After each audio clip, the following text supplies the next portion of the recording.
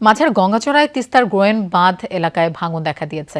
এই ভাঙন ঠেকাতে কি ধরনের ব্যবস্থা নেওয়া হয়েছে? লোপা, ব্যবস্থার কথা যদি বলি সেটি কিন্তু এখন পর্যন্ত হতাশাব্যঞ্জক।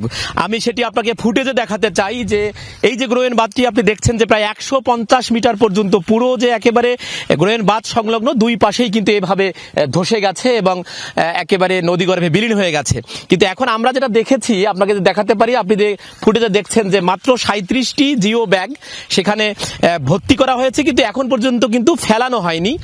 তবে এখানকার যারা আছেন তারা খুব হতাশার কথা বলেছেন, কারণ এইগুলো যে দেবার জন্য পানি উন্নয়ন বোর্ড যে টাকার বা বিনিময় অর্থ দেওয়ার কথা সেটা কিন্তু এখনো দেননি। এই এলাকার মানুষজন কিন্তু সবাই কাজকর্মে থাকে, সে কারণে তারা কিন্তু স্বেচ্ছায় এসে ওটা ফেলতে পারছেন না।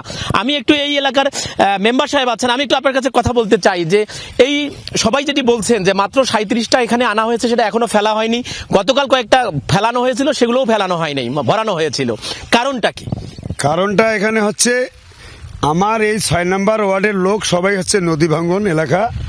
এখানে আমরা প্রতিবারের ন্যায় আমরা এই পানির মধ্যে আমরা চলাফেরা করি, কিন্তু এখানে আমরা যথাসময়ে কোনো আমরা কিন্তু পানি উন্নয়ন বোর্ড থেকে হোক আর যে কোনো আমাদের উপর মহল থেকে হোক, আমরা আমার প্রশ্ন এইগুলো ফেলানো হচ্ছে না কেন?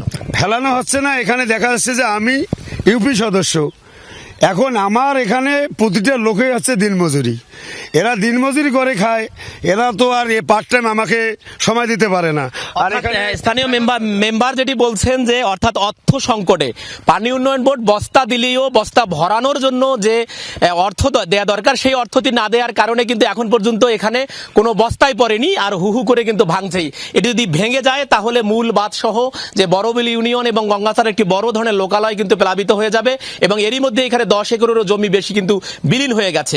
এবং জরুরি ভিত্তিতে পানি উন্নয়ন বোর্ডের এখানে অন্তত এখানকার স্থানীয় যারা আছেন তারা 1000-এরও বেশি জিও ব্যাগ ফেলার দাবি তুলেছেন।